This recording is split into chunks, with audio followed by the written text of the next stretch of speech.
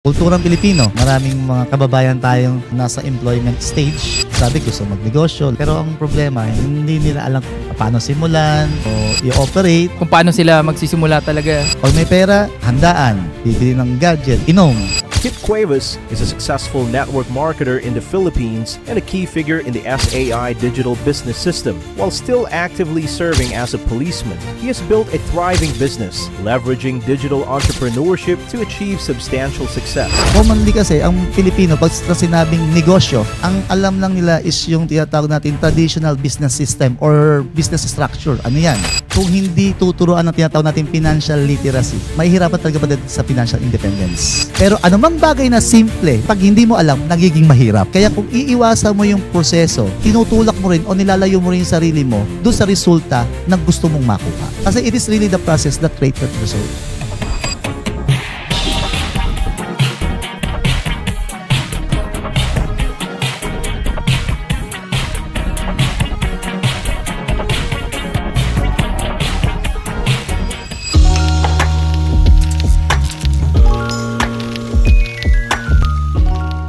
What's up mga kasundot? It's another episode na naman dito sa TWPS. Ayan, kamusta kayong lahat? Once again, this is Papa Sundot. At syempre, it's another episode. Ibig sabihin, may bago na naman po tayo mga kasama dito sa Talk with Papa Sundot. And this time, no, ang ating mga kasama, kung noon, ang dami na nakasamang rap artist in the past few episodes. No? At syempre, mga negosyante, no? Mga kaibigan natin sa e-commerce, iba't ibang traditional business, no? But this time, it's another businessman po, no? But ito, talagang sasaludo tayong lahat dito, no? Dahil itong ating special guest for today, hindi lang basta negosyante, kung hindi isang pulis din, no? Kumbaga, full-time sa pagiging pulis, pero akalain mo, nakakapag-negosyo pa rin, no? Nakakapag-gawa pa rin ng other sidelines, no? Kumbaga, ang hirap di ba? Minsan, parang iniisip natin, hindi na tayo pwede makapag-negosyo ng iba, pero etong tao na to, saludo po talaga ako dito at nakasama natin to sa Creative rin nun, no? Ayan, shoutout sa mga taga-Creative at nagulat kami kasi sobrang bait at sobrang, alam mo yun, hindi naman namin nakalain na nagnegosyo. Tapos eto, pulis pa pala. So nakakatuwa. Hindi ko na papatagalin ba po, no? Maraming salamat sa pagpapa-unlock. Syempre, walang iba kundi si Sir Kit Cuevas. Ayun, sir. Gandang, it's may privilege and honor na mapupunta rito. Na masundot. Masundot. Kinakabahan ako sa episode na to. Baka kasi iba to. Pero napakabait nito ni Sir Kid. Maraming salamat po sa pagpapaunlak. Papasundot sa Oo, ayan. Nakasama rin namin sa Eagle si Kuya. Ayan, no. So, first time tong First time. Parang may bagong mundo Kaya, sarap pala naman ganito. Rinig na rinig ko yung usapan, rinig na rinig ko yung boses, no? Parang ginol ko nga magkaroon ng ganito sa magpa-set up ako ng ganito sa tech namin. May tech din. Kasi that time, yung nasa creativity tayo, na naalala ko, dapat isa ka rin noon sa makakwentuhan ko. But, syempre, yung mga panahon na yun, lingid sa kaalaman nyo, inuumaga na po yung set namin. Sobrang busy kami. Pero grabe, ang alam ko, 15 minutes lang, inumaga. Oo, may mga set kami na, sige, 15-30 minutes lang kwento, pero inaabot po ng 1 hour. Kasi hindi mo na talaga mamamalayan pag nandito ka na sa podcast na to Nandito ka na nagsasalita, nandito ka na nakikinig sa kwento nila. And sila pag nagkikwento rin talaga, Sir Kit, hindi mo na kumbaga, hindi mo na namamalayan. Pagtataka ko sa ila, ang sasaya ninyo nung pag umihilang ako, paglabas ko, nag-iiyakan na yung kausap mo. Bakit? Ano ba ginawa? Ay, mga past episode natin, wag nakikita. May mga umiiyak talaga kasi. Ito kaya ginagawa ito, ba't nag-iiyakan ka ako? Oo, pa yan maaangas pa bago magsimula, no? Nakakataon ka ba ito umiiyak? Dito walang iyakan, walang iyakan na magaganap. Pero sure ako, marami tayong matututunan sa episode na to, no? Sir Kit talaga. Kasi, ayun nga, sabi nga natin kanina, Sir Kit, no? Syempre, nagde-negosyo ka rin ngayon, di ba? At the same time, ayan, isang pulis din talaga. So, ang hirap talagang gawin yan. Pero, alam mo yun, pwede pala, no? It's a matter of priorities kasi. Tsaka mindset din. Kasi may iba, lahat naman, hindi lang naman sa pulis maraming mga kasamahan kababayan tayong nasa employment stage. Lahat, sabi, gusto magnegosyo. Lahat aware naman na kailangan talaga ng business, side hustle, o side business kahit. Pero ang problema, hindi nila alam kung paano. Paano simulan, paano i-operate, no? Kung paano sila magsisimula talaga. Tayo, kahit man tayo dumaan sa ganun, it just so happened na we were given a good opportunity na nakita natin yung isang side ng industry. Yung pagiging negosyante kasi, hindi naman yung basta nagtayo ka ng tindahan, negosyante ka na eh. Tama, totoo yun. Hindi ba sa may pera ka, nag-invest ka, nagtayo ka ng stall, nagtayo ka ng computer shop. Negosyante ka na agad. Negosyante ka na eh. Ang pagiging dyan, tinatawag na proper business mindset eh. Di ba? So, dun tayo nahubog. Oo, talagang kumbaga hindi basta-basta rin ang pinagdaanan bago talaga no. Ayun. Anyway, bago talaga natin totally simulan to, no, baka may mga gusto ko munang batiin. Ayan. Siyempre, shout out sa lahat ng mga fans ng ating Papasundot, di ba? And gusto ko rin batiin yung community, personal community namin, no? Ang SWAT Alliance International, the SAI Digital Business System business community, no? Hello po sa mga taga SAI. Tama ba? SAI. SWAT Alliance. Ayan, pagkwentuhan natin kung ano ba yung SWAT Alliance na mamaya, no? Ayun. At syempre, ayan, may mga gusto ko pa pambatian. Sir Kit? Girlfriend ko, asawa ko, mga anak ko. Magkakaiba pa pala. Joke lang!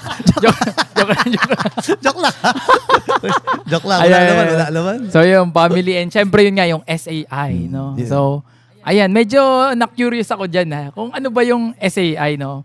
Ano ba yung SAI na yan? Ano to eh, nasa network marketing kasi ako. So yan talagang. No? So doon nagbukas ang isip ko in terms of business. Mm-hmm. No, dati ang akala ko lang kasi pag sabing network, magre-recruit, magbebenta, Power, jahe, gano'n. baduy. Oo. Pero mo, bit ko, baby Armalite. Tapos yung produkto, feminine wash. Oo nga, no? Paano yun? Anyway, paano nagsimula na, siyempre, that time na pumasok ka sa networking, pulis ka na rin nun. Pulis na. Oo. So, paano kayo in-invite? Hindi ba natakot yung nag-invite? Nabigyan lang akong DVD. Magaling yung sponsor ko that time eh. Nagkakatay kasi ako ng baboy. Pero that time, gusto ko talaga ng business na. Mm-hmm. Ang unang business ko is traditional mga piggery. Pero backyard. Okay. Nagpipinance ako ng mga biik. Tapos pag lumaki ako na yung nagbebenta, ako rin nagkakatay. Sa probinsya to? Hindi, sa mga katabing bahay lang. Talaga? May mga backyard piggery. Ang galing ng mga taga-Bagalaga ko. Nasa isang residential yun. Pero minsan hindi nila alam, may 40 baboy doon sa kapitbahay. Walang amoy. Galing nung so yan, isa yun sa parang nasimulang negosyo mo rin nun during na nagpupulis ka na rin. Pulis na ako. So, that time, kaso na swine flu na peste yung napeste ako that time.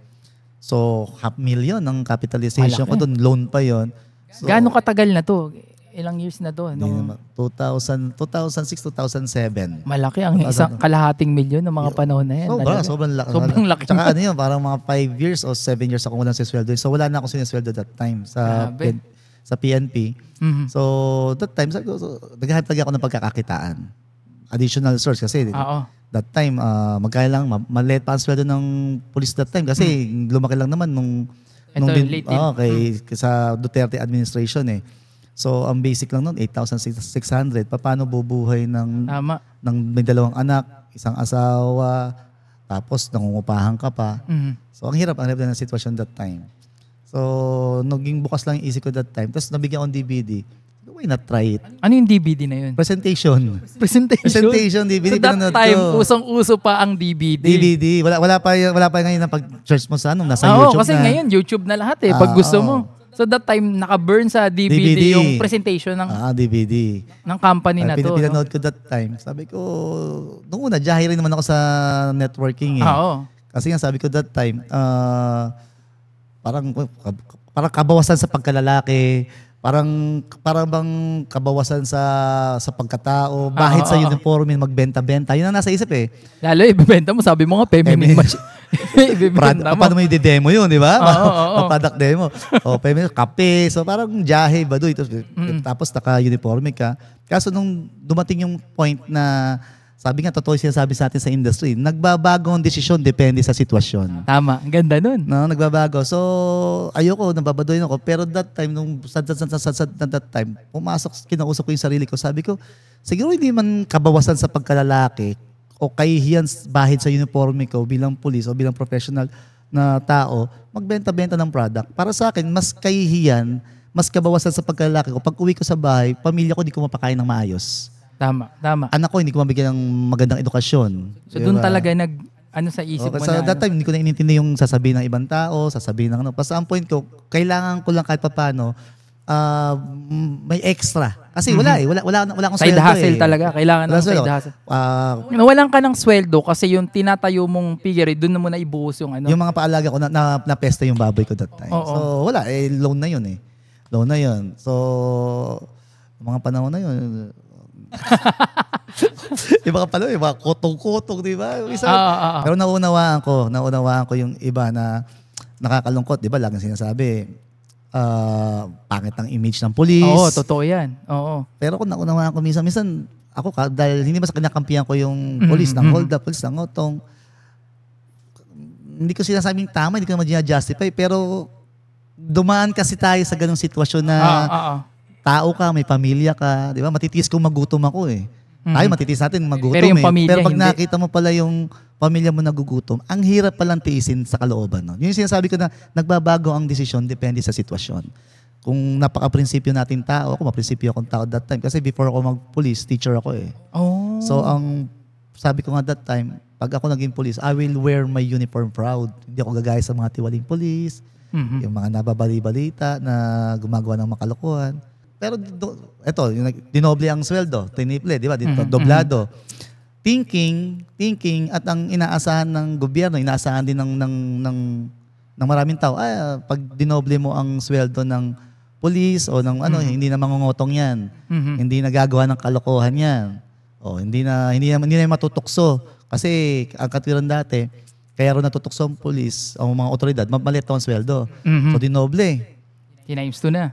Hindi naman nabawasan eh. Kamakailan lang, parang 2 weeks ago, nabalita, major pa, di ba? Nang hold up. Major na. May ganong pa rin Major sitwasyon. na, nang hold up pa. Pinasok pa yung bahay ng China. Para sa akin, it is not kahit triplehin ang sweldo ng police, kung hindi tuturuan ang tinatawag natin financial literacy. No? Or financial guidance in terms of financial literacy ang mga kababayan natin, mahihirapan talaga pa sa financial independence. Actually, yun nga, sabi mo, hindi lang naman sa kapulisan yan. Sa iba-ibang talaga lahat eh. Dinoble ang sweldo ng pulis. Anong ginawa ng pulis? Tinodo ng loan. Inubos din lahat. Hindi nila alam kung paano rin gagastusin yung pera. Yung iba, pinambabae. Yung iba, pinangsugal. Online sabo. Yung iba naman, kahit pa paano, may kinapunta. Pinagawa agad ng bahay. At least may kinapuntahan. Kaso, problema doon, ang next thing kasi doon, ano yung susunod? wala kang sweldo eh. Wala kang sweldohin. Wala kang babiyahe ka, kakain ka. May gastos yan, pagpasok. Diba? So, paano masusustain? May kakilala nga ako, nagpagawanda ng bahay talaga. Grabe yung mga lightings eh. Ang ganda nga ng bahay. Naputulan naman ng kuryente. Paano? Wala nang napambayad eh. Paano? So, dumadating talaga na kumbaga, yung sitwasyon talaga, dahil nga hindi sila natuturuan kung paano gastusin ng tama yung pera or pagulungin ng tama yung pera. Diba? Naiipit pa rin sa maling sitwasyon na. Kaya nga, yun. Kaya sabi ko nga, isa rin sa advocacy ng SAI Digital Business Community o ng Digital Business System is advocacy namin na magturo about financial literacy. Na hindi lang sa kapulisan, kundi sa mga kababayan natin. O kasi yung may ibang kababayan din natin, kaya nakakagawa ng mali din kasi nga, wala rin silang pera. O hindi rin nila alam paano gamitin yung pera. Pangalawa, yun nga, dumating sa ilan na may pera sila, pero hindi alam kung anong gagawin eh. Kulturang Pilipino, pag may pera, handaan. Pag may pera, bibili ng gadget. Pag may pera, inom. Sabi nga nila, di bali ng ipangutang ang panghahanda. Totoo. Yung mga ganun sa Pinoy eh. Di ba? Di bali ng mangutang ka basta may handa. Marami akong kasamahan ganun. Minsan nga may utang na, obligayin ka pa, ikaw invite, birthday ko, mga masarento ko, gano'n eh, mga senior, birthday ko, punta ka sa sagot mo yung siya may birthday, siya ako maghahanda. Ikaw ba? Balik na data. Punta ka sa wala nga, sa'yo na yung isda, dala ka na ng pusit, tsaka isang case, gusto. Baliktad ata. Pero kasi kultura sa amin yun eh. May na talagang pag chip in din talaga. Tsaka pag na-assign ka ng medyo senior, boss, no choice ka rin talaga. Pero kung pag-aaralan natin mabuti, hindi lang naman sa PNP yun. Minsan sa barkadahan. Kasi gano'n, barkadahan. So makita mo na deeply rooted yung ganong kultura sa Pilipino na kahit walang pera, kailangan may celebration. Tama. Oo. Kailangan may celebration. Oo. No? Kahit ipangutang pa yan, Oo. ihiram pa yan, o kaya last money niya gastusin, basta magpapakain yan o magse-celebrate Somehow yan. may advantage, pero mostly in the factor sa atin, side natin disadvantage eh. Kaya sabi ng mga ibang tao, mga kakilala natin sa ibang bansa, iba pa rin yung saya sa Pilipinas. Kasi Totoo. nga, may panay celebration. Doon makita ng Pilipino, kahit walang pera, kahit tambay, masaya, nakakainom. Diba? Gabi-gabi, lasing. Gabi-gabi, nasa celebration. No? Nagtataka sila, sobrang masayahin lang ng mga Pinoy eh. May- Kahit walang-wala na, masaya pa rin eh. Isang Kahit may dilubyo na masaya. Isa karakteristik ng Pinoy na talagang hinahangaan ng maraming bansa o maraming iba. Pero kung pag-aaralan mo, minsan, doon mo rin makita yung disadvantage kung bakit nahihirapan tayong umusad. Bakit? Medyo natin sineseryoso talaga yung mga dapat seryosohin ng buhay. Kumbaga, karamihan sa atin, come what may eh. Yes, oo. Hindi iniisip ano yung pwede mangyari after 5 years, Yung kinabukasan, after oo. 10 years, di ba? Kumbaga, kung ano yung ngayon, masaya lang. Hanggang din na lang namamalayan yung oras, nauubos na. At yung lakas. At yung lakas nauubos na. Tapos, Tama yun. Tapos pag dumating yung panahon na nagkaroon ng problema, nagkaroon na ng sakit, nagkaroon ng ganito, o eto pa, drama. Mhm. Drama na hindi na paghandaan. Mhm. At di na rin na pag-iisipan. At syempre, pag nandun na sa stage na yun, no, hindi na makakapag-isip ng maayos. Doon na pumapasok iba't ibang factor eh, na hindi na nakagawa ng maganda rin. No? Especially sa amin, sa profession namin. Sabihin nga natin, sa gusto, dahil may authority, ang pera talaga, good or bad, laughing or crying money, minsan may offer talaga. Mhm. And kung ikaw yung tipong tao, kahit against sa principles mo, pero nandun ka sa sitwasyon na medyo talagang nangangailangan ka, Minsan, kakainin ka kagatin mo na lang, ng oh. sistema. Kakainin ka ng sistema. Pero kung ikaw naman, sabi natin, kahit ang sistema, pangit ang sistema, or hindi ko binubuhat yung sarili ko, pangit ang sistema, pero kung alam mo naman na may resistance, no? May resistance kahit operan ka ng suhol o ano man. Pero yung point na hindi ka naman nangangailangan, alam mo mas pangingibabawi mo yung prinsipyo kaysa sa basic needs. 'Di ba? Kahit kasi maprinsipyo tayong tao pero may tinatawag na basic needs eh. Pag kinapos yung basic needs, nakikita mo yung pamilya mo na tagang pati yung basic needs hindi natin na-provide, ang prinsipyo ng tao nakakain minsan, nakakalimutan. Yan. So ito kuya, Sir Kit, no? Paano mo naman syempre napagsasabay ito na syempre ang ganda ng advocacy nyo talaga eh. Kumbaga hindi lang sa mga kapulisan, kung hindi pati sa komunidad natin na yung mga maturuan sila kung paano talaga maging yung financial literacy na sinasabi natin. No? So paano mo pinagsasabay ito ngayon? So sinasabi mo yung time management paano? Yes, oo, syempre Yan. hindi ganoon kadali yan Nung una, hirap talaga kasi nung panahon ng offline, kailangan talaga physically, kaya So talagang nagkaroon din ng sakripisyo talaga yung pagsisimula nung mo. first stage. Pero pasalamat na nga ngayon sobra dahil digital age na. Pumasok Yes. yung digital age, dumating yung itong ganitong technology na doon namin na-maximize lalo. Galing. Na-maximize lalo at doon na-develop lalo yung SAI. Oo, ito na yung sinasabing leverage na talaga. Leverage Nakakapag-leverage na. Kasi dumating yung panahon ng digital age, digital business.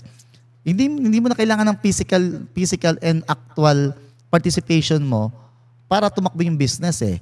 May time nga na nagra-run kami sa SAI na naka-duty ako. May time na nasa checkpoint ako pero tumatakbo. Ako yung nag-present. Paano nangyayari yun? Kasi recorded. Ang galing. Recorded. May So, system. May system. Kahit hindi na ikaw yung mismo naka-record na oo. lang. So parang ikaw pa rin yung nandun. So parang ang galing. re-record ko na magre-record na ako ng presentation, pati yung mga commonly asked question. So naging mas posible na ngayon. Naging madali. Kaya minsan tataka sila, akala nila ako yung nagpe-present doon sa hindi nila recorded. Nakita nila, maya-maya, tatawagan ko, siguro, totoo ba yan? Legit ba yan? Kasi sa dami ng scams. Sa dami ng scams. Totoo yun. Tatawag lang sa akin, kakausap. Kung nakita nila, iba na yung itsura ko, iba na yung nasa duty ako. Wala talaga. Hindi ikaw talaga nag-present nun. Recorded na lang. Doon pa lang, yung mga tao ngayon, doon nakikita na, okay. Doon sila mas na-educate, na-enlighten. Ano yung tinatawag na digital business system?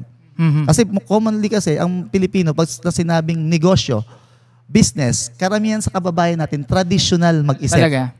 Ang alam lang nila is yung tinatawag natin traditional business system or business structure. Ano yan? Tindahan.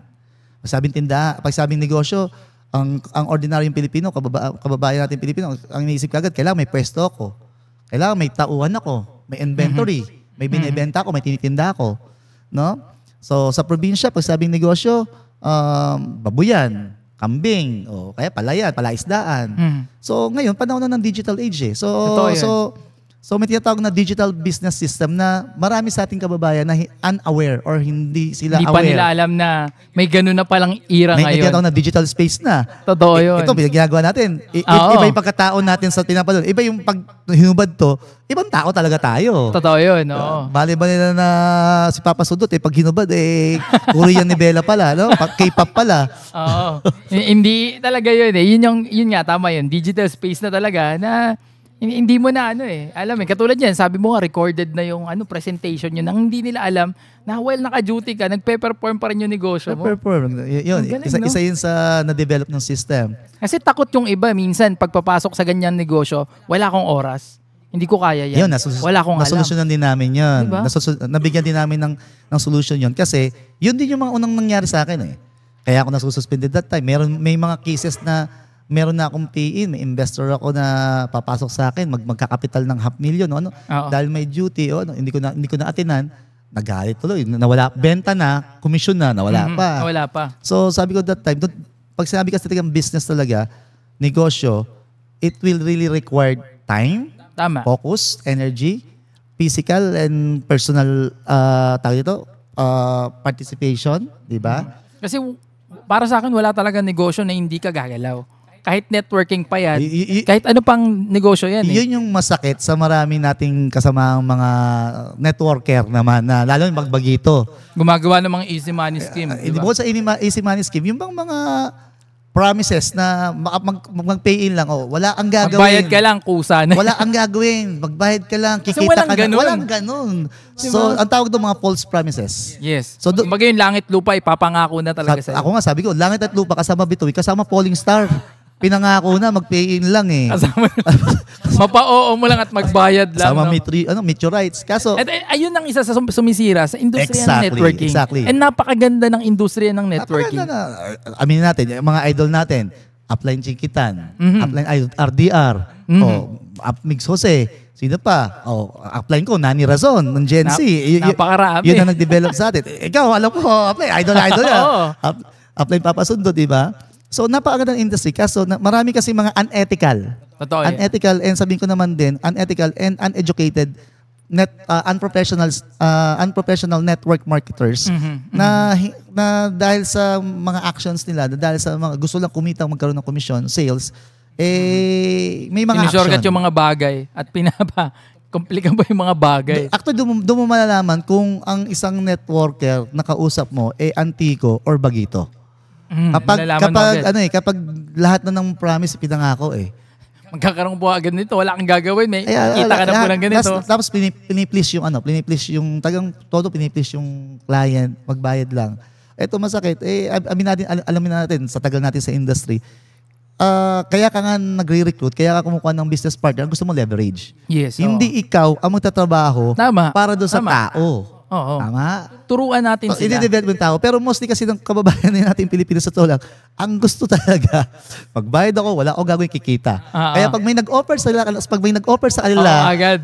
Sige, promise mo, pay-in ka agad. Tapos, pag sabi mo, kikita ko lang ginagawa, dahil unethical networker, gusto ko commission, sasabihin, in-scam ako ng ganitong company. Wala na. Diba? Sasabihin, in-scam ako ng ganitong company. Galing ako sa ganitong company. Galing ako sa ganito. Pare-pares na lahat yan scam. Pero kung pag-aaralan mo, hindi man siya in-scam ng company kasi the company itself, hindi yun ang process, hindi yun ang business structure, hindi rin yun ang promotion. It just so happen, yun yung expectation ng tao. So hindi siya na-scam. Na-scam siya ng sariling katamaran niya. Oo. Totoo lang yun Pinasa rin kasi yun ang apply niya rin na nagturo ng mali rin, di ba? Tsaka hindi, yung mismong tao rin kasi, naghahanap siya, gusto niya. Ang easy money rin na walang gagawin talaga.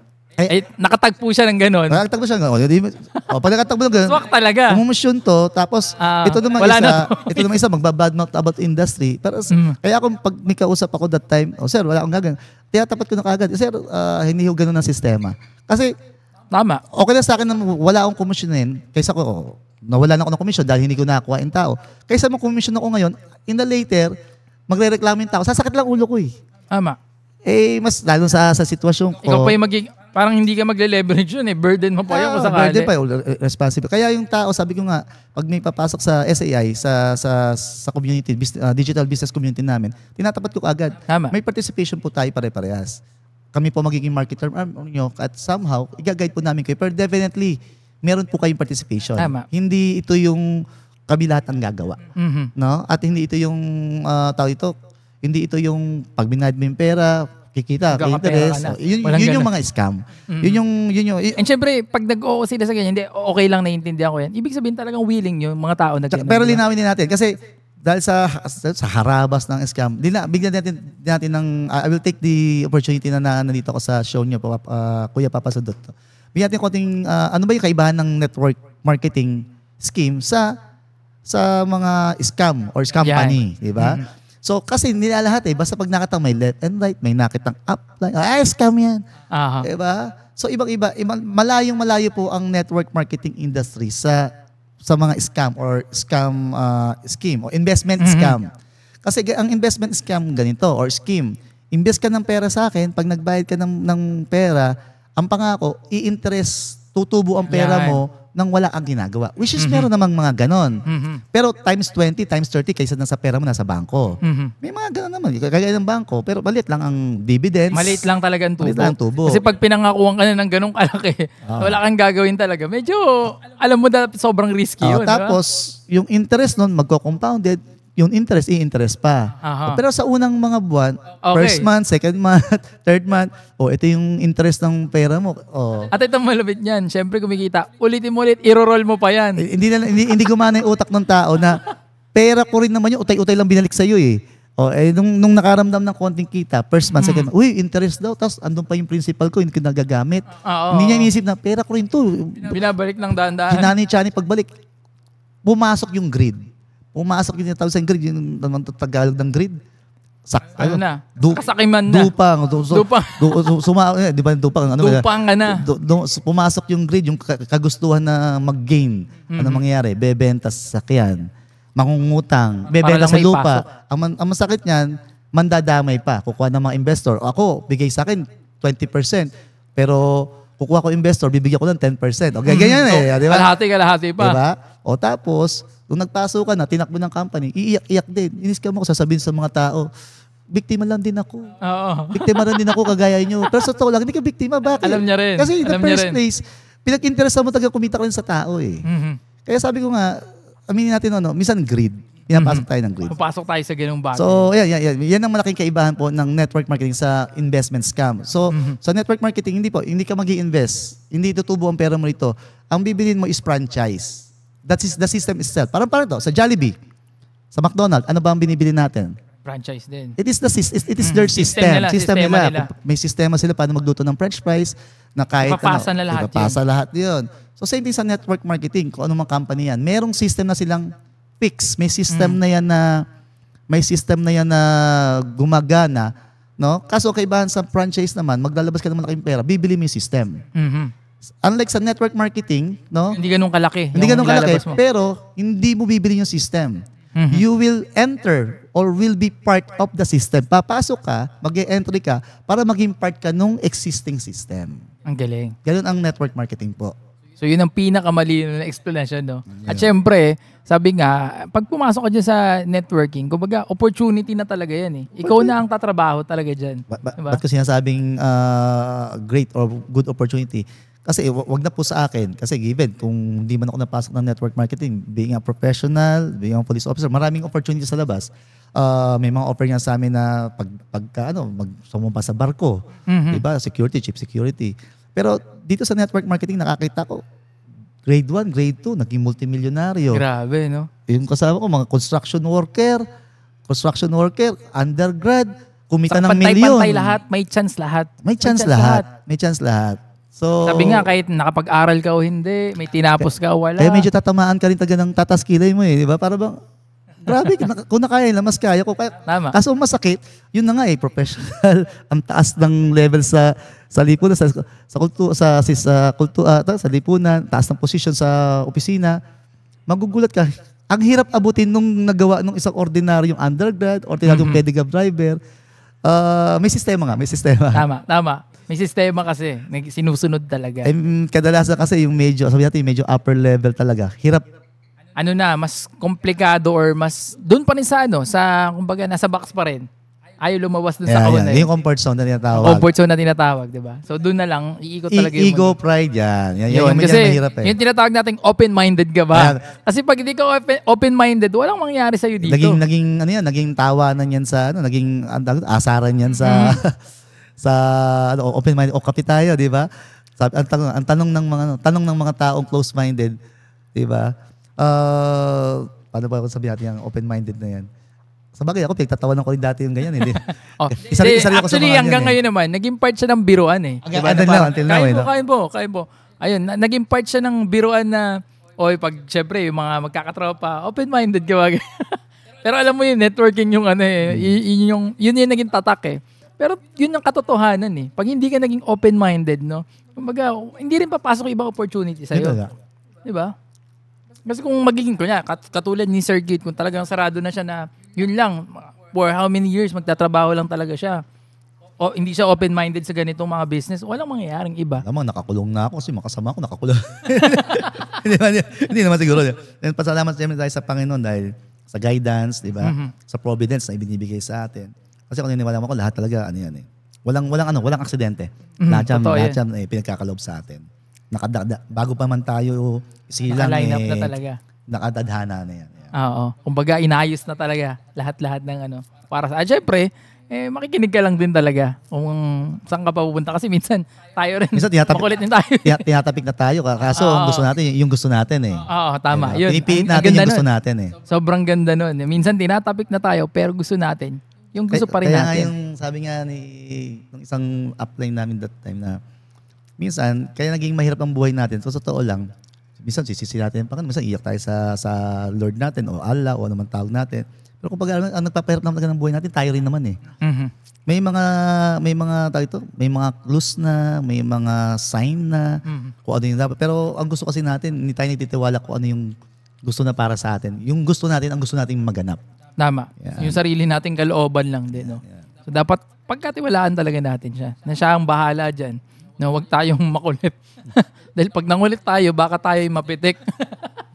mahirap. Pero diba? Sa mga yung pagpitik na yan sinasabi nga, kasi mga pagsubok. Para sa akin, hindi pagsubok ang tao doon. Para sa akin nga doon, minsan opportunity rin siya. Para sa akin, blessing din. Tama. Kasi mula sa mga failures natin, doon kadalasan nangyayari yung learning.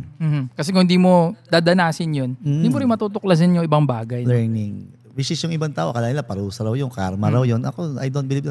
Minsan ang tawag sa akin doon, ang tawag ko doon sa ganon, it's not karma o parusa, it's a chance. Yes. A chance for you to learn, a new chance for everybody, for everyone na ma-enhance. Totoo. Ma-enhance yung pagkatao, ma-enhance yung sarili to be a better person. Kasi ako, naniniwala rin ako na hindi naman talaga yung Diyos nagbibigay sa atin ng pahirap sa buhay dahil sigurado ayaw niya yan. Inaalaw niya lang sa buhay natin yan para matuto tayo. Yun, diba? Pero for sure, hindi siyang magbibigay sa atin yan. Diba? Inalaw niya yan para matest tayo, matuto tayo sa mga bagong bagay. Ayun yung nakikita ko dyan. Diba? Ayun. Anyway, ayun na, Sir Kit, ito naman, ang SAA ngayon, saan naman tumatahak to ngayon? Ang SAA ngayon. Paano tumatahak? Saan kayo? Papunta ngayon? Nagpapalaki ba kayo ng grupo ngayon?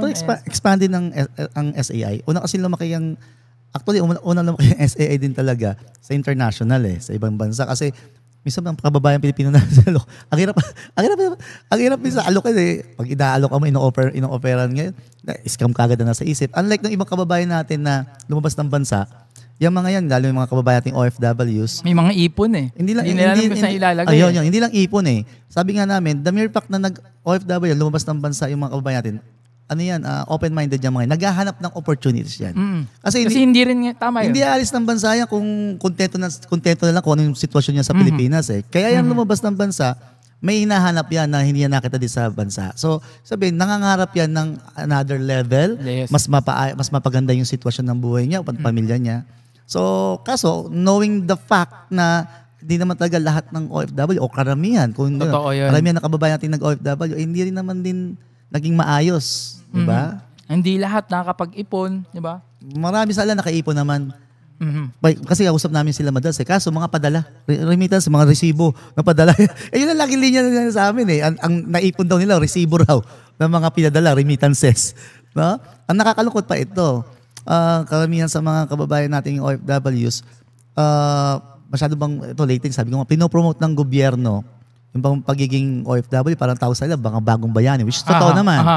Parang indirectly sinasabi, para sa akin indirectly sinasabi ng gobyerno o sinasabi ng society natin na if you're just a ordinary person dito sa Pilipinas at hindi mo nakikitang magiging ayos ang buhay mo, you rather go abroad. Kasi mas magandang doon ka magtrabaho, mas malaki ang sweldo, doon ka magkakaroon ng opportunity. Kung dito sa Pilipinas, wala kang makatang opportunity. Wala namang masama doon. Pero ang masakit ang para naman sa akin doon, on my perspective naman, hindi naman ibinibigay naman yung other side of the coin. Hindi binibigyan awareness. Bakit? Okay, pinakikita mo maganda kasi sa mga commercials pinapakita yung OFW pagdating, may bahay, pag dumarating may mga padala, yung mga pasalubong sa airport, nag-iiyakan, masaya, di ba? Para bang pinopromote pa na, wala kayong trabaho rito, apply abroad. Lumabas kayo ng bansa. Kaso hindi dinidiscuss ng government, hindi dinidiscuss ng society. Ano yung side? Ano yung common, ang tawag dito? Ano yung consolation prize ng pagiging OFW? Unang-una, broken family. Diba? Broken family. Ang daming sa leaders lang namin, sa community lang namin, at saka sa ibang mga nakakausap ko, ang daming anak, nene, maaga na buntis. Napapabayaan na. Wala kasi ang guidance ng nanay. Ang daming kuya, diba? Ang daming anak na lalaki, na barkada, na bisyo. Wala kasi ang guidance. Wala ang disiplina ni tatay. Ang daming mag-asawa. Umuwi yung asawa. Hindi, umuwi yung asawa. Isa lang anak, pagbalik, tatlo na. Hindi, nakakatawa. Masakit po. Nakakatawa. Or pinagtatawa natin. Yun yung realidad Pwede, nakakatawa. Pero reality, maraming ganon istorya. Na sa akin ito okay, kaya ka umalis ng bansa para sa family mo. Tama? Kaya ka umalis ng bansa kasi you want to provide para sa family mo, para sa pamilya mo, para maging maayos sa pamilya mo. And then pagbalik mo, nung pag-alis mo, anong nangyari? Nasira ang family. Anong sense kung na kumita ka ng pera? Wala ka ng pamilyang babalikan. Kumita ka ng pera, then sira rin naman ang pamilya. Umalis ang isang OFW para sa pamilya. Pero ang problema, pagbalik, wala ng pamilya. Yun, o kaya yung iba naman, nasira rin talaga. O pagbalik naman, andun pa rin naman. Kaso nga, ibang-iba yung ugali ng... Iba na yung kaya nga sabi ko, hindi man mali, pero kasi tayo mga Pilipino talaga, ang gusto talaga natin lagi work, job, trabaho. Hindi talaga tayo ng mindset na trained na magnegosyo, magbenta-benta lang. Yung kultura talaga natin, ayan pinasa-pasa na sa mga susunod na generasyon. Ako personally, ako kasi naka-mindset talaga ako. It's for excellence kasi hindi talaga ako pagpupulis.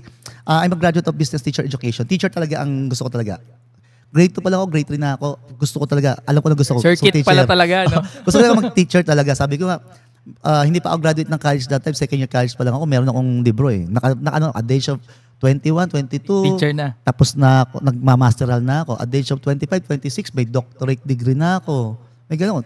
Pinapangarap ko maging superintendent, principal. Hindi yan yung direction ko Gaya nga sabi ko natin kanina, minsan may gusto tayo, hindi pala niya gusto. Hindi ko rin alam ba't ako naging police. So biglang nag-transform, naging police na. Bigla na lang talaga Pero yung pangarap ko nung bata taga mag-teacher. And yan, naging police lang. Naging police ngayon. Pero kagandahan, yung background, yung orientation sa education o sa teaching, nung napapasok naman na tayo dito sa industry, nagamit pa rin. So minsan talaga kala mo hindi mo na magagamit pero preparation pala yun. Nagamit. Preparation pala yan noon na natuto ka na magturo dahil magtuturo ka ngayon pero financially na. Yan. Galing. Sabi ko nga, at least hindi man ako naging teacher na nagtuturo ng lesson plan na yung mga estudyante gina-guide para magkaroon ng diploma. Because of SAI Digital Business System, nagawa ko pa rin yung passion, yung gusto ko talaga, yung gusto kong advocacy na mag-share ng aspirations natin, ideals natin sa mga kababayan natin. Pero this time, ang lesson na tinuturo natin, hindi lesson plan na galing sa libro Ganda. Kundi real life lessons sa real life situations. Yung diploma ng mga tinuturuan ko ngayon, kung dati sa school, diploma, transcript of record. Dito, ang nakikita ko kung pasado sa mga tinuturo ko, ang diplomang nakukuha nila sa akin, ang diplomang nakikita ko rin sa nila, titulo ng lupa, kotse, Ang yung mga galing. medalya. Kasi, natuto silang mag-handle ng finances nila. Yan. Alam na nila kung saan dadali ng tama yung pera. Yun yung sinasabi natin sa network marketing na BSM, Bachelor of Science in Millionairing. Millionaire. Millionairing. Saka ang ganda sa networking kasi kung talagang pinagtatrabahuhan mo yan, kumbaga minsan, wala naman talagang instant dyan, agad isang pitik milyonaryo din. Pinagtatrabahuhan po talaga yan. No? Hindi po yan bukas nag-join ka, tapos nag-invite ka lang ng dalawa, milyonaryo ka. Hindi eh. Siguro kaya rin ako tumagal sa network. Ito rin yung maling konsepto kasi sa mga kababayan natin eh. Which is hindi ko masisisi kasi tayo, kaya naman tayo sumali. Kasi na-excite, na-hype tayo, nakita natin yung mga resulta eh. Na iba kumikita yung iba. Nakita natin yung mga resulta ng mga upline, sabi nila, nauna sila, tapos ito rin papunta. Kaso, ang maling konsepto rin kasi, ine-expect kagad natin na once na pumasok tayo, yung nakita nating result dun sa, Ganun na rin sa sa'yo. grand upline, dun sa 10 years, 15 years na nag-network, gusto natin makuha or ine-expect natin makuha in a matter of months or in a matter of less than without thinking, without realizing na teka lang, ang laki pala naging effort noon. Ibig sabihin, result ang nakikita lang natin, hindi natin pinag-aaralan o hindi tinignan kung ano yung prosesong pinagdaanan. Mhm. Yun ang Kumbaga, ang kala nila, ganun na rin agad pagpasok. yun kasi. naman yung isang maganda naman sa SAI Digital Business Community kasi sa amin, sa atin ho kasi may sa SAI, may training module po tayo, may Ang galing. online academy rin tayo. Ang kagandahan pati, nandun yung life story natin. Nung nag-start kasi ako sa network marketing talaga, dahil lahat negative eh. Oo. Na-video ko yung na-document ko. Wala pa Ang galing. nga vlogging or So that paano time. yan talagang naka-document kung paano Na-video ko, nagsimula dyan? iba pa kulay ko, payat pa ako. Sabi ko, hindi ako mukhang pulis dati, mukha akong hold upper eh. Na-video ko, minumura ko ng nanay ko. Bakit ka minumura? Kasi nga, yung oras pa noon, napupunta sa network eh. Oh. Tapos, ang tawag nga sa akin ng asawa ko noon, hindi na asawa, border eh. Border ang tawag na sa bahay. Kasi uuwi ako, matutulog, pagkagising, alis na ako. Kasi pagkatapos ng trabaho, tapos ng duty, diretso ka sa head office para mag-training. O after mo mag-training, matuto ka na. Siyempre, may client pa. Darating ka madaling araw. 1:00, 2:00 ng madaling araw sa bahay. Tulog na lahat ng tao. Gigising ako, 5:00, 6:00. Kasi papasok, susunduin ko yung boss ko sa Pampanga. Kasi edi ka mo noon eh. Driver bodyguard ako ng district director for operation, DDO namin. Grabe rin yung sakripisyo mo pala. For how talaga, many months? Halos ang tulog. 3-4 hours lang ang tulog that time. Pero that time, alam mo na may pupuntahan yung mga ginagawa mo. Nakita mo, yun yung malaking bagay, yung vision. Oo. Yung vision. Kasi grabe yung sakripisyo. Halos di ka na matulog. Sabi mo nga, border yung tao ng asawa mo sa'yo. Border eh. Kasi once kasi may nakita tayo kasing vision, yung direction, yung tawag, ako naniniwala ako, lahat naman ng tao gusto matagal magbago eh. Lahat ng mga kababayan natin, for sure, gusto rin ng magandang buhay din talaga. Totoo. Hindi lang talaga nabibigyan din talaga ng chance. Hindi lang talaga nabibigyan ng, alam mo yung vision, or yung iba talaga, wala rin talaga. Kumbaga, yun yung kulang sa nila. Hindi lang nabivision yung anong pwede mangyari after 5 years, after 10 years. Ano talaga yung gusto nila. Nung napapasok pa ako sa network, alam ko gusto kong magbago ang buhay ko. Gusto kong maganda sitwasyon ng buhay ng pamilya ko that time. Pero wala akong alam na opportunities. Sa labas, para magnegosyo, para kumita ka ng 5,000, 10,000 in a month, anong negosyo ang naisip natin para kumita ka ng 5,000, 10,000 in a month? Sobrang hirap. Ang laki ng kapital niyan. Mhm. Tindahan na lang. Bibili ka agad. Mamuna ka ng 50,000. Hindi naman ang sari-sari store, hindi mo magpapasok ng 10,000 per month yan kagad-kagad. No, totoo yun. Diba? Puyat ka pa dyan. Ilang candy, ilang Dati, kape ang may ibibenta mo. sari-sari store din kasi kami dati. Diba? O, kailangan magpupuyat ka pa. Antok na antok ka, bilang gigisingin ka. Kakatukin Ano ka. bibilin? Diba? Isang candy. Ano ba yun? Tapos, utangan ka lang mga kapitbahay mo. Dadami ka away mo eh. Hindi pa babayaran. Dadami ka kapitbahay. Kaso pag hindi mo pinautang, Oo, sayang masama ka naman. rin. Sayang din naman. Oo. So, ang hirap ng business. Samantalang dito, nung nakita ko, sabi ko, sagad na sagad ako that time. Ang gusto ko lang talaga, extra 500 pesos, extra 3,000, 2,000. Hindi ako naniniwala na yung mga speaker ng upline doon na nagto 200,000, kalahating milyon. Sabi ko, kalokohan yan. Hindi ako naniniwala din talaga doon. Basta ang gusto ko lang, kung totoo yun na may magpe-pay out, basta may nakuha ako, may 500 Totoo pesos na yun ako, sa'yo. may 500 pesos ako commission, Okay ka may na doon. 3,000. Okay na ako doon. Kasi Ang nakita ko kasi that time, Ano yung nakita mo nun? yung 500 pesos, pwede nang pagtyagaan eh. 20-20 ang hagis dati, sabi, nagtsatsagaan ko dati. Diba? Yung 500 pesos pa. Sabi ko, nang nakita ko sa 500 pesos, baon na ng bata yan eh. Oo. Baon na, pwede nang pambaon ng bata ng ilang araw yan eh, sabi ko that time. Tsaka, kako, yung 500 pesos, 3,000 pesos, 2,000 pesos, kako, malapit-lapit sa realidad, malapit-lapit sa katotohanan na, uy, parang pwedeng kitain. Kahit part-time, kahit may trabaho sa... Kumikita ka talaga. So, Nalalasap mo talaga. At first, yun lang yung gusto ko. Yun yung gusto ko. Pero hindi ko akalain pala sa industry o sa business natin, especially sa SAI, yung pala, sisimulan siya ng maliit, pero pag patuloy mo siya, nag-snowball. Oo, nagko-compounded pala siya. Lumalaki siya. Sa malupit dyan, nagugulat ka, may pera ka na. Ay. Bigla na lang, pag silip mo ng account, saan galing to? Pero, lalo pag leverage pero na. hindi ganun kadali yun. Totoo yun. Inaasahan ng marami. Ito pa yung maling konsepto ng karamihan. Pag sumali, gusto ko agad may downline. Pag may downline siya, ang iniisip ka agad, uy, may downline ako. May tao ko sa ilalim na pag nag-recruit, kikita ako. Gagalaw na rin. Pag gumalaw to, kikita ko ng malaki. Inasa na nung bagong leader o bagong pay-in or bagong entry sa downline. Yung kikita niya, yung income niya, kung sa downline, which is mali. Di ba? Dapat magtrabaho ka pa rin tuloy-tuloy. Dapat. Tulungan mo rin sila. Tulungan mo sila. Or ikaw mismo, huwag mo intindihin mo, huwag mo intindihin yung apply mo, ikaw mismo ang mag-work out. Kasi binigyan ka ng opportunity kung magkaroon ng income, paano yun? Through the marketing plan o compensation plan. O kung anong compensation plan yan, gawin mo lang kung komisyon ka. Pero marami kasi ng tao, asa. Inasa sa downline, inasa sa upline. Sa akin kasi, kung may gusto ka talagang marating sa buhay, bakit mo iaasa sa ibang tao? Wala tayong control sa kilos, sa desisyon, sa action ng ibang tao. Pero meron tayong meron tayong control sa sarili natin. Ang ganda nun. Yan ang sabi nga nila, yung mga bagay na kontrolado mo, yun ang pakialaman mo. Yan. Huwag mong pakialaman yung mga bagay na hindi mo naman kayang kontrolin. Yan. Diba? Napakaganda nun, Kuya. Ganda, maganda. Ang lupit ng ano na yun. Yun ang katotohanan eh. Di ba? Kasi minsan, aasa na lang yung iba porket nagkaroon na ng, alam mo yun, ayan, usapang networking tayo, bilog-bilog tayo ngayon. No? Pag nagkaroon na ng bilog na dalawa sa ilalim, ay, lalaki na yung grupo ko. Hindi yun, ganun-ganun lang. Ay, iba, ito, para sa mga nagtatawa sa network marketing, no, sa mga kababayan natin. Actually, hindi ko pinopromote ng network, anumang company pasukin nyo. Pero meron kasi talagang pag-aaralan nyo. Meron kasi iba talagang company naman, tinayo para magsara. Sabi, totoo yun. Alam mo yan. Totoo yan. Dumanas kami sa mga ganyang kumpanya nun. So, pero masakit na lalahat kasi. Pero maraming mga legit. Maraming mga mahusay na company.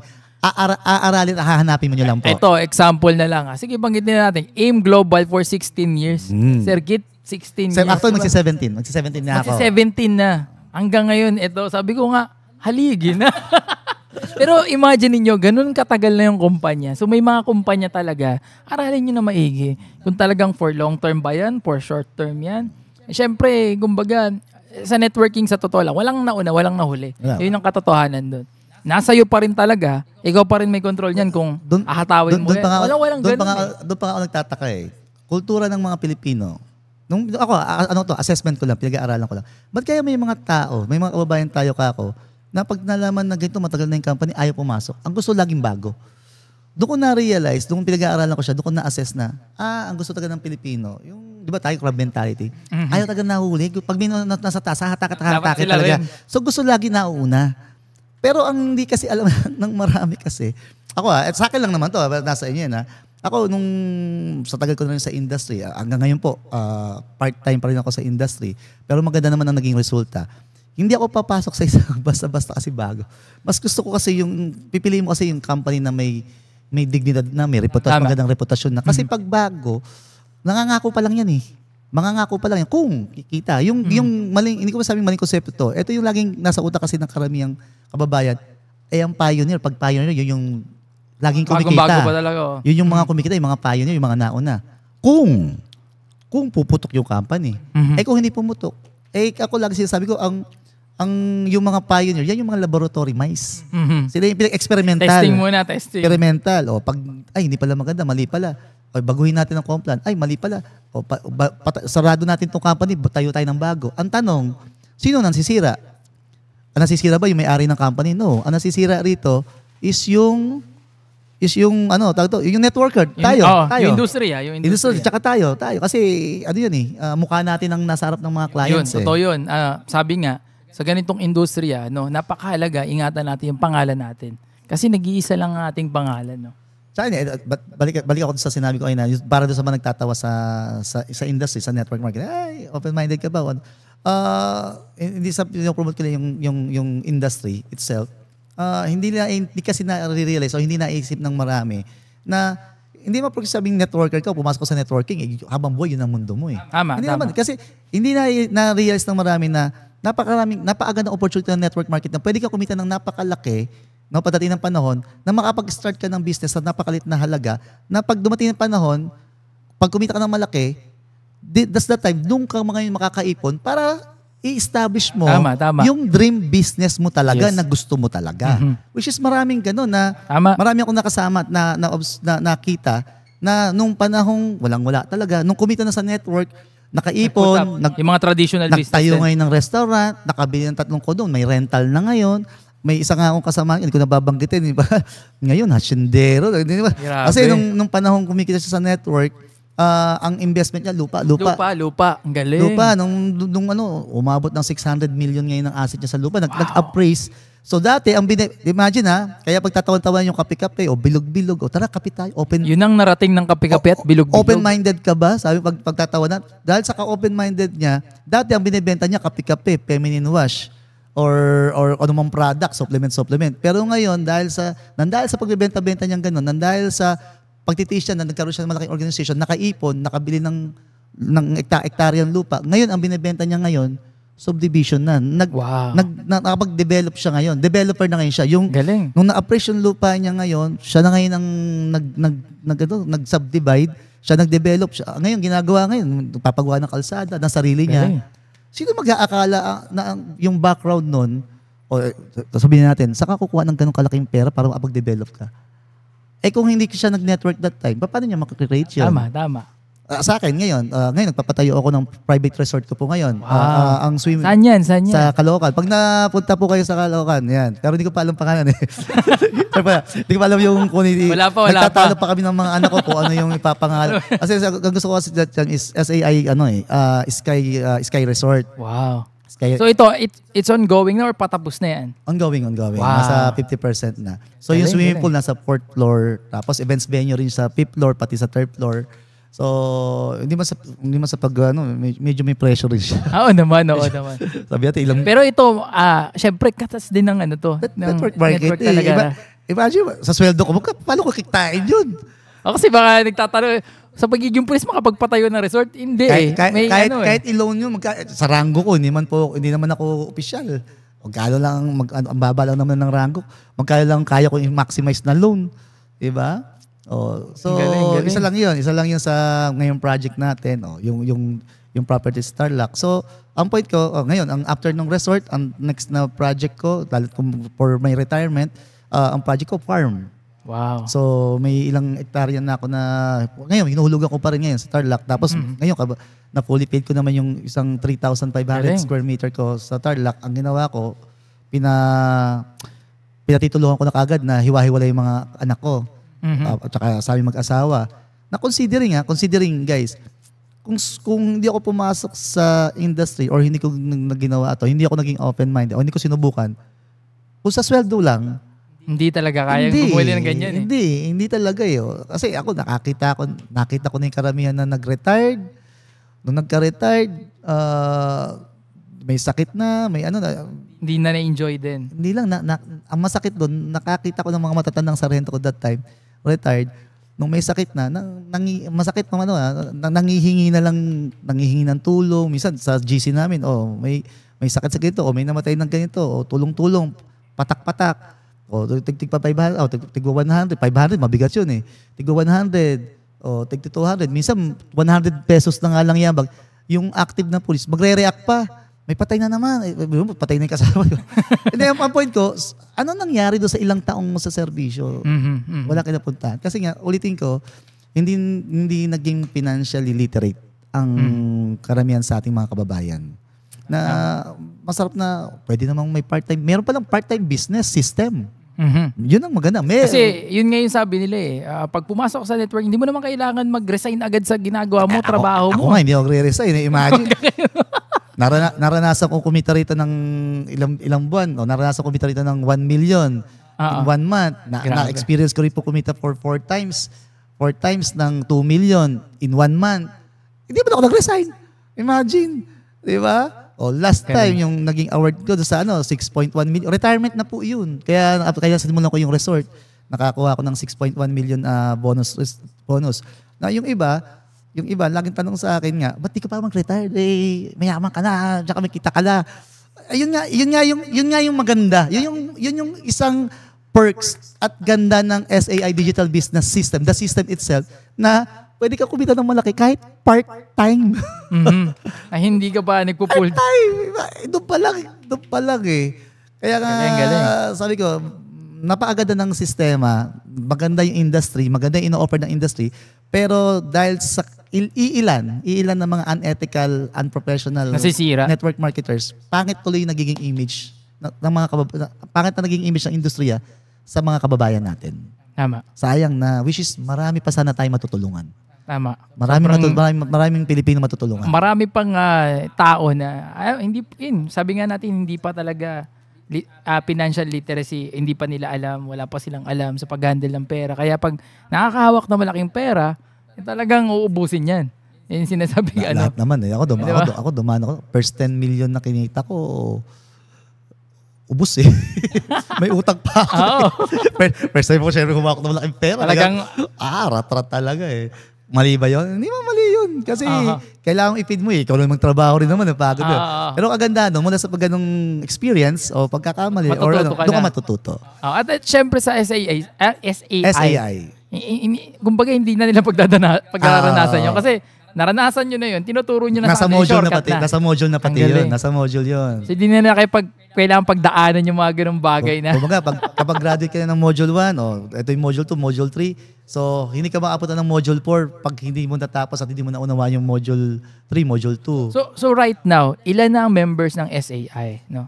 Ilan na under my organization, nasa almost magwa 150, more than 150,000. Wow. Ang under my organization. Ganun kalaki, 150,000 Kalat yun. Hindi lang sa Pilipinas yan, iba't ibang bansa yan. Oo. Ganun kalaki at ganun na yung sinusuportahan yung grupo talaga. Ang maganda nga kasi nga chill lang, hindi kasi kung ikaw may isa kang malaking negosyo sa traditional business, kung ikaw may 100 empleyado, sakit ng ulo yun sa totoo lang. Sa ulo yun. Dito paano na-handle yung 150,000 na organization? Hindi naman kasi kailangan ikaw mag-handle kasi ang kaganda may sistema kasi susundan lang ng tao yung sistema.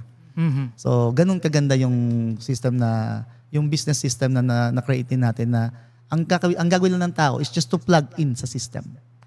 Susundan na lang nila. Parang ready to download na. Ayun, ganun lang. Ganun na yung usapan sa digital space ngayon no? Ayan, at syempre bago tayo magtapos sa circuit, no, talagang ang dami nating natutunan sa episode din na to, no. Ano masasabi mo? Ayan, syempre sa number 1 muna, no, sa mga nagtatrabaho ngayon, nang gusto rin na magkaroon ng extra income. Hindi pa nila alam kung paano sila magsisimula o ano yung dapat nilang gawin. Ano yung mga pwede mo mapayo sa napakarami. Hindi lang sa amin, hindi lang SAI. Napakaraming opportunities, no?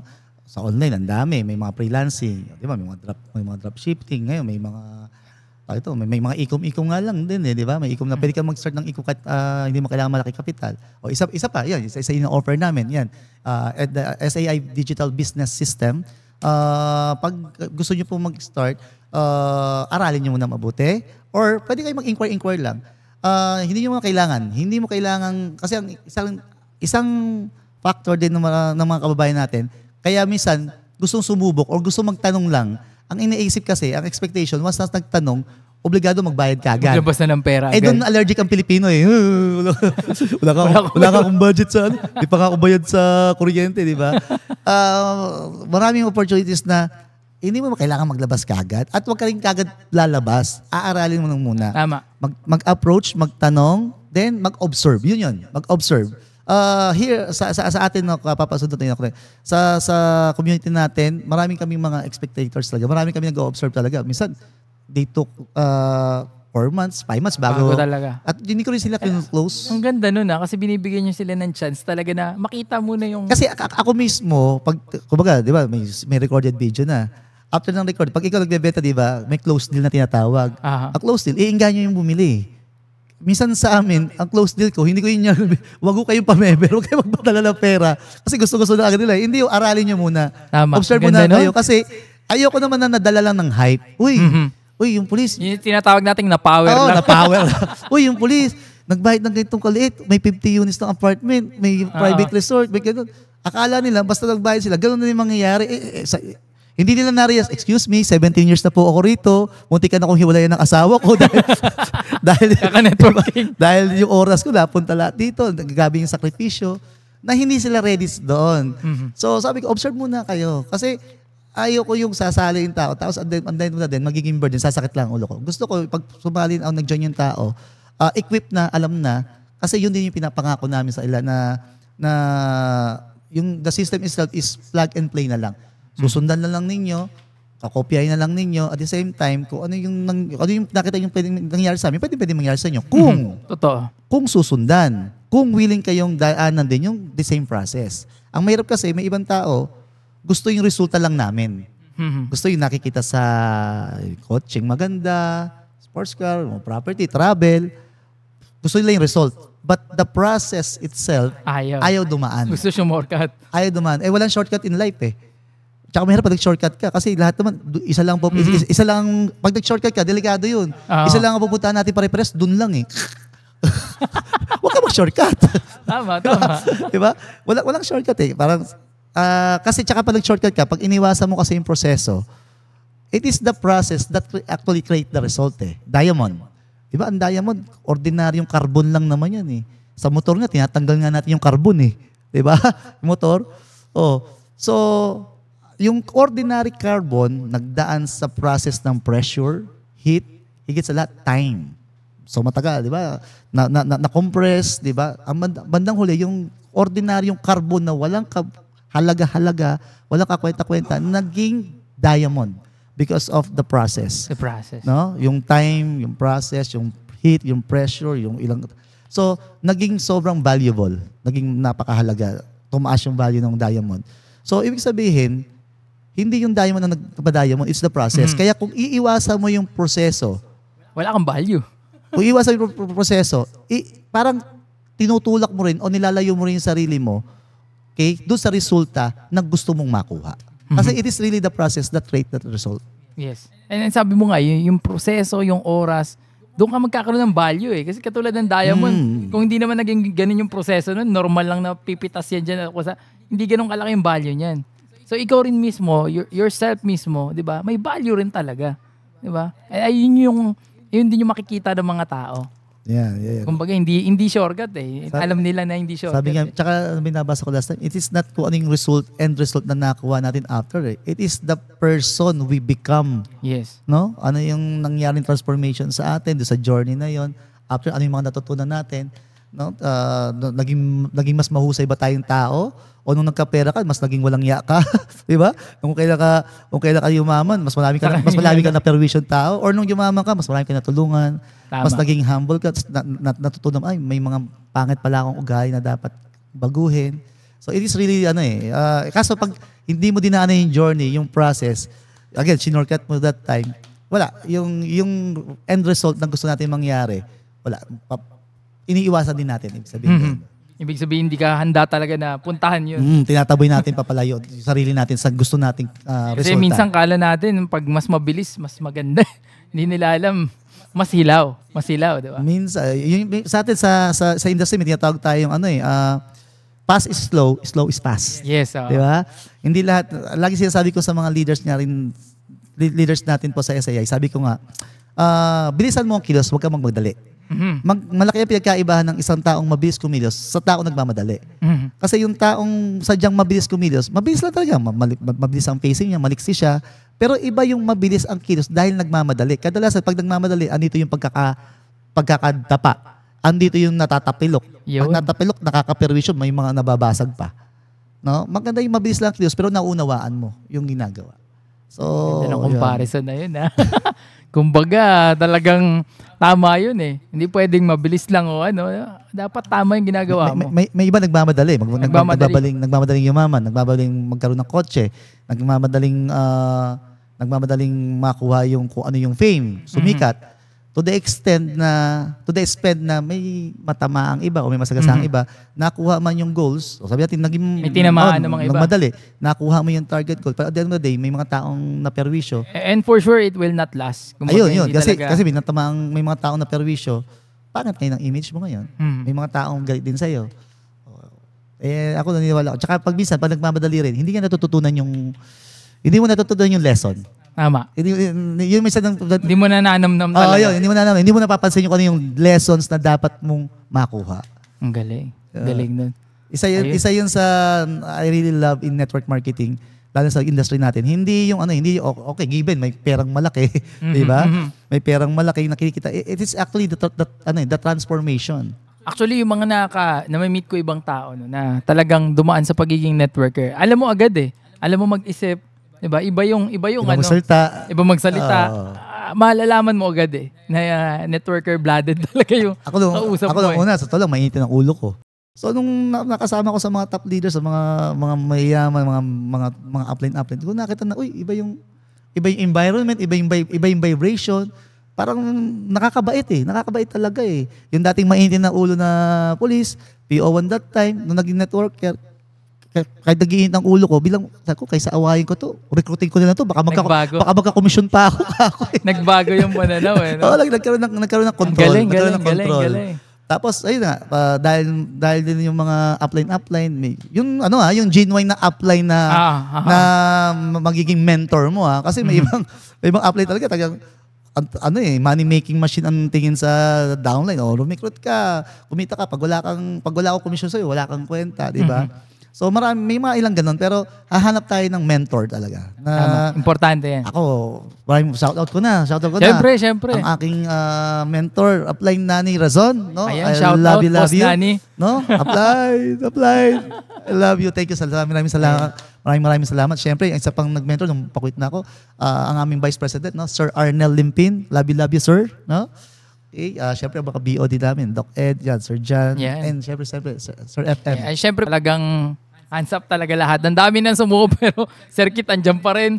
Nagtatrabaho pa rin, nagsiserve pa rin sa mga kababayan natin na pagiging police. No? Pag na-master mo naman kasi yung craft mo, mas nagiging mabilis. Kasi yung iba nga, pagbago, hirap na hirap sila eh. Totoo. Kaya sabi ko nga, kaya nagiging mahirap lang isang bagay pag hindi mo alam. Pero pag alam mo kasi isang bagay, paano mo naman manage yung oras mo? Tama. Ako, may online naman eh. May online. Gano'ng kahirap na may kausap ka? Nagkakaroon na ng sistema yung mga bagay. Tataka ko sa ila. Yung iba, kasi sabi ng upline ko, mag-resign daw ako para mas malaki daw kita.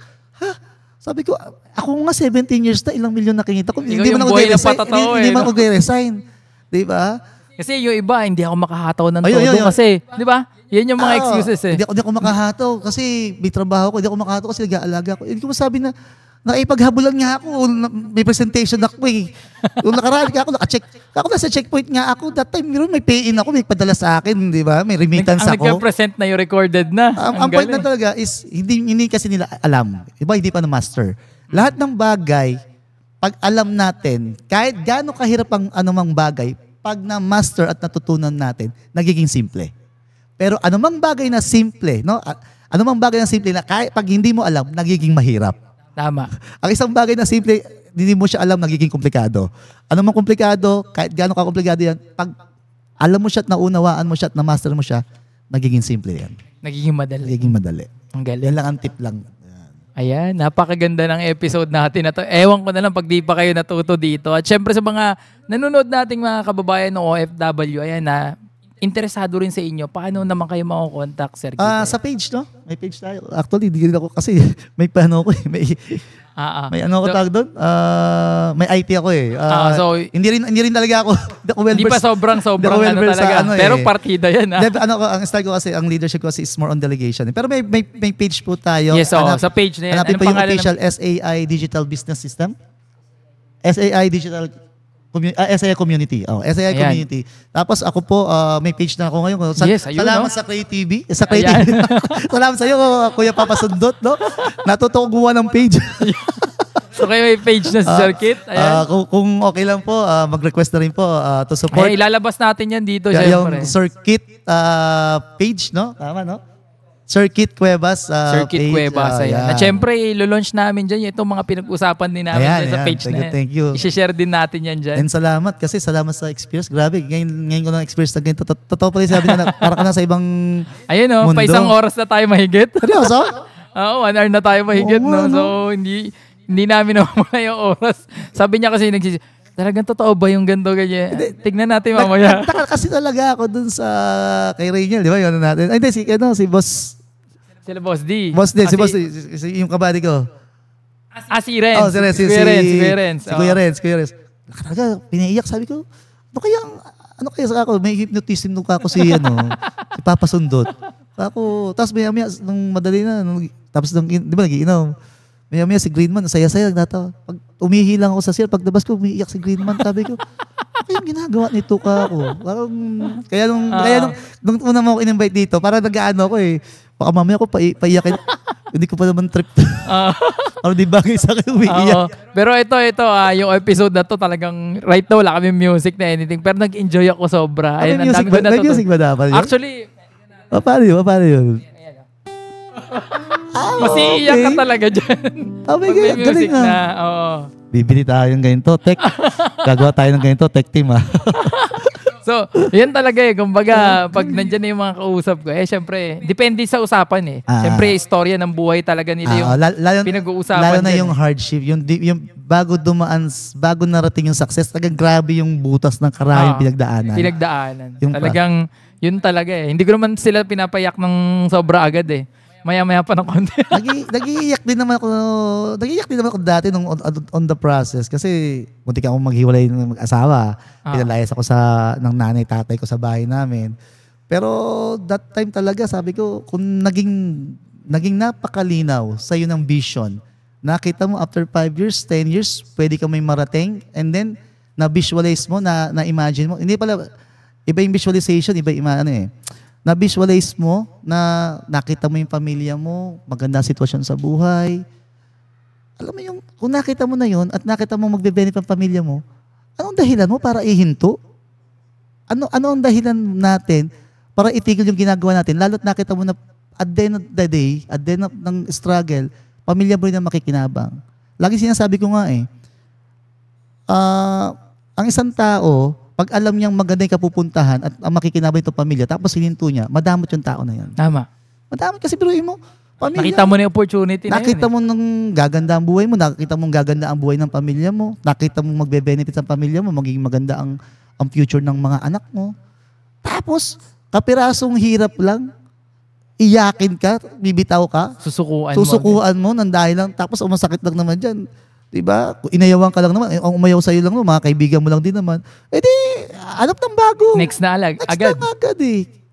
Laging sinasabi ko at that time, hindi katumbas nung anumang rejection na inabot ko that time, yung gusto kong buhay para sa pamilya ko. Ganda nun. Kahit ganong karami that time na nagpipigil sa akin that time, kahit ganong karami that time yung nagdi-discourage sa akin that time, kako, hindi itong buhay ko ngayon, nakita ko na to, magkakaroon ako ng resort, nakita ko ang anak ko magiging maganda ang pagka-college, nakita ko, kami, iikot kami sa iba't ibang mga bansa, makapag-iwan ako ng property sa kanila, na padating ng panahon, hindi mo kong awawa yung anak ko.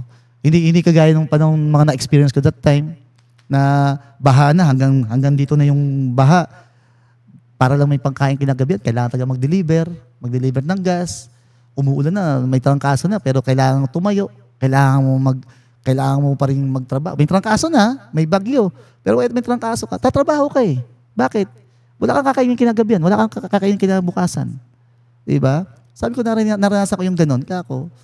Then nakita ko, magiging maganda, nabigyan ako ng opportunity na pwede nating baguhin. Pwede nating makontrol, pwede nating mabago yung ganung sitwasyon. Mabago yung ganung sitwasyon para sa pamilya. Kako, kahit gaano kahirap yan. Gagawin kahit gaano kahirap yan, ibuhos mo na lahat. Pero kung para sa pamilya ko yan, kako, titiisin ko yan. Kasi pamilya na yun eh. Pamilya na yan. Ibang usapan talaga pag pamilya. Ang pamilya na yan. Kumbaga yun ang yun. I think, wala na akong masasabi sa usapan na to. Sobrang ganda. At maraming salamat, Kuya, Sir thank you, Kit. thank you, Kuya, thank you. ayan. At talagang pinagbigyan mo kami. Despite na sobrang busy rin, syempre may duty rin. Galing ng duty kanina ata eh. Mamaya may duty. May meeting, may duty. Panggabi ako eh.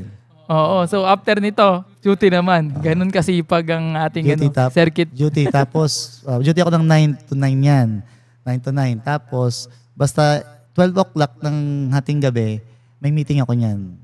Nasa duty lang na naman. So, yung sabihin, ganun kaganda yung business system natin. Kahit nasa trabaho ko, kahit nasa trabaho tayo, pwede. Kasi may meeting ako yan sa Canada team, sa US team. Alas 3 bago, after ng checkpoint, may meeting naman ako sa ibang mga international team. Online lang, cellphone lang naman. Diretso, no?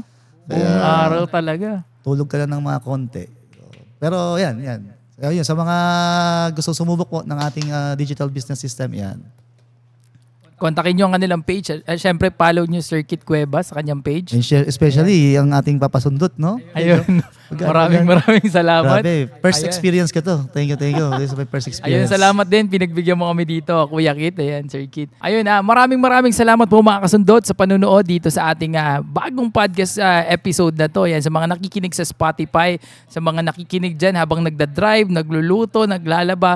Maraming salamat po sa pakikinig nyo. At I hope marami kayong natutunan sa episode na to. Marami kayong napulot na aral, no? At syempre, hingi kami ng konting pabor. Syempre na i-share nyo rin yung ating podcast, no, na I hope ma-share nyo yung mga napapakinggan nyo dito dahil ayun, sa totoo lang syempre kumbaga hindi pa naman ganun kalawak yung ating reach, no, but yung mga natututunan natin dito, sabi ko kahit ilan lang yung mga taong nanonood dito, pero sureball ako yung mga tao na yun na nakikinig, tinatapos to, panalo na kami doon kasi hindi basta-basta yung na-share din dito sa usapan na to, no. So yun, once again, don't forget to like and subscribe sa ating YouTube channel at syempre sa ating Facebook, no. At syempre sa ating TikTok na talagang maraming salamat sa mga sumusuporta tuwing naglalabas tayo ng Reels sa ating TikTok, ha. Sobrang dami. We reached 2.8 million views, no, sa ating interview with Kapinpin Brothers, and of course ganun din kay Kuya Punch. Ayan, grabe, almost 700,000 yung views natin dyan sa TikTok na kahit napakaikli lang, part lang, ang dami ring dumidiretso sa ating YouTube channel. So maraming salamat mga kasundot sa pagsuporta at ayan, kita-kits tayo soon and maraming salamat. God bless po.